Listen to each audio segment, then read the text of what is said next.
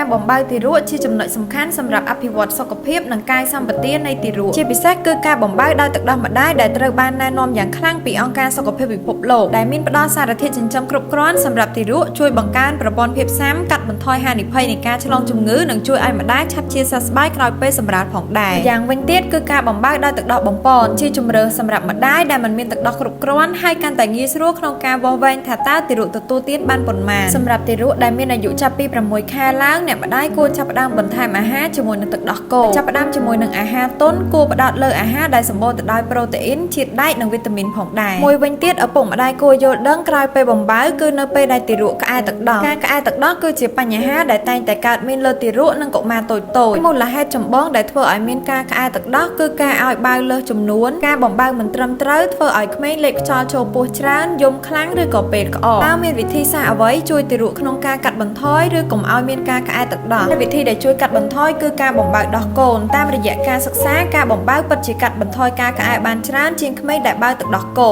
ហើយឪពុកម្ដាយអាចលើកកូនបញ្ឈរ10ទៅ15នាទីក្រោយពេលបើហើយឬបំបើញឹកញាប់តែកាត់បន្ថយបរិមាណទឹកដោះនិយាយពេលម៉ោងសម្រាប់លេងឲ្យបានយូរបន្ទាប់ពីបំបើជៀសវាងការស្លៀកខោទឹកនោមឬស្លៀកសម្លៀកបំពាក់រឹបតឹងពេកឬផ្លាស់ប្ដូររបបអាហារមួយចំនួនសម្រាប់អ្នកម្ដាយបំបើដោះកូនជៀសវាងការបរិភោគអាហារដែលមានជាតិជូរដូចជាក្រូចឆ្មាក្រូចឬក៏ប៉េងប៉ោះជាដើមនិងអាហារដែលមានជាតិកាហ្វេអ៊ីនដូចជាកាហ្វេតែសូកូឡាឬក៏ម្រេចនិងអាហារដែលមានជាតិខ្លាញ់ច្រើនតែម្ដាយគួរតែបដូរក្បាលដោះប្រសិនបើក្មេងបើទឹកដោះគោច្រើននៃការក្អែទឹកដោះមិនមានមកពីជំងឺទេហើយកុមារក៏មានការលូតលាស់និងឡើងគីឡូធម្មតា